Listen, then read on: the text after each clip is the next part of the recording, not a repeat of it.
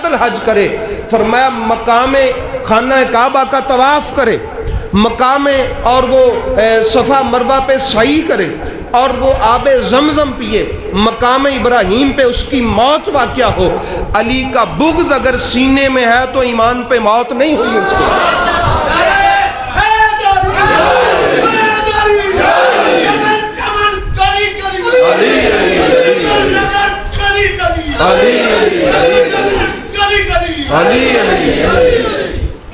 فرمایا کہ یہ جو حب علی، فرمایا کہ علی کی محبت حسنۃ ایسی نیکی ہے، لا یضر معہا سیئۃ کہ برائی اس کے ہوتے ہوئے نقصان نہیں دیتی۔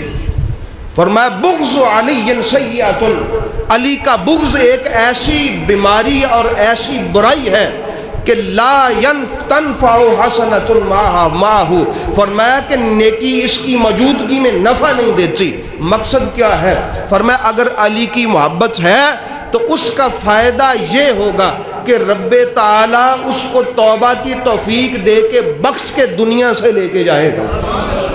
اگرچہ اس سے گناہ ہو گئے، اگر سے اس سے کوئی کوتاہیاں سرزد ہو گئی، اگر یہاں ایسا نہیں ہو سکا تو قیامت والے دن علی کی محبت اس کی بخشش کا ذریعہ بن جائے گی۔ اور بغض علی ایسی بیماری اور ایسی برائی ہے کہ جتنی بھی نیکیاں کر لو، دن رات نیکیوں میں گزرے، وہ نیکی اس کو کبھی نفع نہیں دے سکتی۔ تو برادران اسلام، طریقہ یہ ہے کہ علی کی فضیلت بیان کر کے دیکھو، 10 بندے بیٹھے ہوں، جڑا ہل جاوے جیسے، چاہیے میں آیا کریمہ پڑھ لوں، قرآن پاک کی آیا کریمہ، ان الذین آمنوا وعملوا الصالحات سیجعل لهم الرحمن ودا، کہ جو شخص ایمان لائے اور عمل صالح کیا جنہوں نے، رب کائنات ان کے لیے محبت پیدا فرما دے گا، محبت رکھ دے گا۔ تو حضرت ابن عباس، حضرت سیدنا عبداللہ ابن عباس فرماتے ہیں کہ ہوا علی ابن ابی طالب، کہ یہ حدیث پاک، یہ جو آیا کریمہ ہے، یہ حضرت علی کی شان میں نازل ہوئی کہ علی ہی وہ برگزیدہ ہستی ہے کہ جس کی محبت اللہ نے دلوں میں رکھ دی ہے۔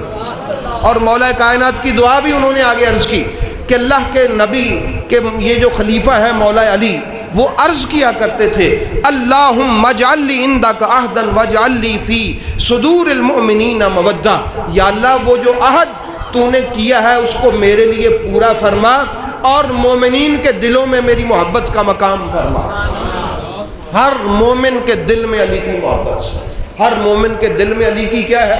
محبت ہے۔ تو برادران اسلام، جس کو نکتے نظر آئیں کہ یہ کیوں کہہ دیا، یہ ایسا کیوں ہو گیا، تو پھر فرمایا سیجعل اللہ تعالی محبتہ فی قلوب المؤمنین وسائر الخلائق غیر الکافرین، فرمایا کہ اللہ نے ساری مخلوقات کے دلوں میں اور مومنوں کے دلوں میں علی کی محبت کو رکھ دیا سوائے کافروں کے۔ سوائے کن کے؟ سوائے کافروں کے۔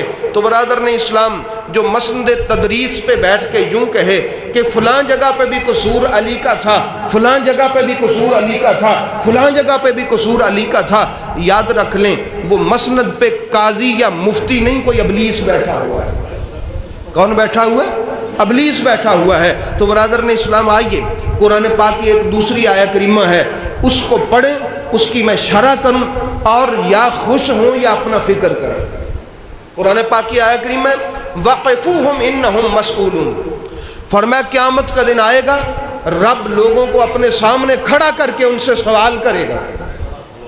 رب لوگوں کو اپنے سامنے کھڑا کر کے ان سے کیا کرے گا؟ سوال کرے گا۔ حضرت سیدنا ابو سعید خدری رضی اللہ تعالیٰ عنہ صحابی رسول ہیں، آپ فرماتے ہیں ہوگا قیامت والے دن کیا؟ اس آیہ کریمہ کا مصداق کون ہے؟ رب کون سا سوال پوچھے گا کہ بتاؤ میں تم سے یہ سوال پوچھتا ہوں؟ فرماتے ہیں کہ واقفوہم انہم مسئولون عن ولایت علی، رب سامنے ہر کو کھڑا کر کے پوچھے گا تو نے علی کی ولایت کو مانا تھا؟ تو نے علی کی ولایت کو مانا تھا؟ اگر کہے مانا تھا تو رب فرمائے گا جا جنت میں، اگر کہے نہیں مانا تھا تو رب فرمائے گا جا جہنم میں۔ تو برادران اسلام، یہ حضور مولا کائنات نے مقام خم غدیر پہ کھڑے ہو کے کہا تھا صحابہ سے، سارے صحابہ سے فرمایا تھا صحابہ میں تمہارا مولا نہیں ہوں. ہائے ہائے ہائے ہائے کیا خوبصورت منظر ہوگا خدا کی قسم. صحابہ کے دل مچل گئے ہوں گے جب میرے مصطفیٰ کریم نے کہا ہوگا میں تمہارا مولا نہیں ہوں. صحابی عربی تھے نا, عربی میں مولا کے بڑے معنی ہیں.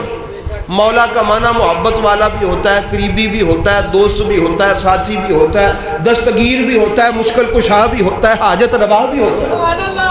یہ سارے مولا کے معنی. تو صحابہ نے ہر معنی کا مزہ لیا ہوگا. جب سرکار نے فرمایا ہوگا نا میں تمہارا مولا نہیں ہوں, انہوں نے کہا حضور کیوں نہیں, تسی ساڈے مولا جے. سرکار نے فرمایا اچھا. تو برادر نے اسلام پھر اونٹوں کے پالان کا سٹیج بنا ہوا تھا سامان رکھ کے. وہ جو اونٹ پہ سامان رکھنے والے پالان ہوتے ہیں, میرے محبوب اونچی جگہ پہ تھے. اللہ کے محبوب نے مولا علی کو فرمایا ادھر آؤ. آپ ان کے پاس آئے, آپ نے مولا علی کا ہاتھ پکڑا, یوں بلند کر کے کہا میں تمہارا مولا نہیں ہوں. صحابہ نے کہا یا رسول اللہ کیوں نہیں, آپ ہمارے مولا ہیں. سرکار نے فرمایا تو پھر گواہ ہو جاؤ من کنت مولا ہو فہذا علی مولا. فرمایا جس کا میں مولا ہوں اس کا یہ علی بھی مولا ہے, جس کا میں مولا ہوں اس کا علی بھی مولا ہے. برادر نے اسلام کبھی تفاسیر اٹھا کے دیکھیں. سأل سائل بعذاب واقع, قرآن پاک کی آیت کریمہ ہے, اس کی شرح میں اس کی تفسیر میں یہ واقعہ باقاعدہ درج ہے کہ نعمان بن فہر وہ آیا, اس نے آ کے میرے محبوب کریم صلی اللہ علیہ وسلم سے پوچھا کہ یا رسول اللہ صلی اللہ علیہ وسلم آپ نے کہا خدا ایک ہے, ہم نے مانا. آپ نے کہا میں اللہ کا رسول ہوں, ہم نے مانا. آپ نے کہا نماز پڑھو, ہم نے پڑھی. آپ نے کہا زکوٰۃ دو, ہم نے دی. آپ نے کہا یہ حرام ہے, ہم نے مانا. آپ نے کہا یہ حلال ہے, ہم نے مانا. اج تسی اپنے چاچے دے پتر دا ہاتھ پھڑ کے آکھیا کہ اینو مولا منو, تساں آکھیا کہ رب نے آکھیا, تساں آکھیا کہ رب نے آکھیا. میرے محبوب نے فرمایا وما ینطق عن الہوی ان ہوا الا وحی یوحی, محمد اپنی مرضی سے نہیں بولتا, مجھے میرے رب نے کہا ہے کہ مصطفیٰ آج اپنی موجودگی میں اپنی نبوت کے پرچم کے سائے تلے علی کی ولایت کا بھی اعلان کرتا. تو اس نے آگے سے کہا میں نہیں مانتا علی کی ولایت کو. سأل سائل بعذاب واقع, اس کا ترجمہ کیا ہے؟ سأل سوال کرتا ہے ایک شخص, کیا کسی نے. سأل سائل بعذاب, فرمایا اس نے عذاب کا سوال کیا کہ اللہ پاک اگر نبی اپنے اس کہنے میں سچا ہے. سأل سائل, اس نے اللہ سے یہ عرض کیا یا اللہ پاک اگر میں سچا ہوں فامطر علینا بحجارہ, تو آسمان سے پتھروں کی بارش فرما. علی کی ولایت کو نہیں مانا, نبی کے فرمان میں شک کیا, عذاب مانگ لیا اللہ سے کہ اگر میں سچا ہوں, اگر میں جھوٹا ہوں اپنے اس مطالبے میں تو مجھ پر عذاب نازل کر, اگر میں سچا ہوں پھر تو سچا ہوں.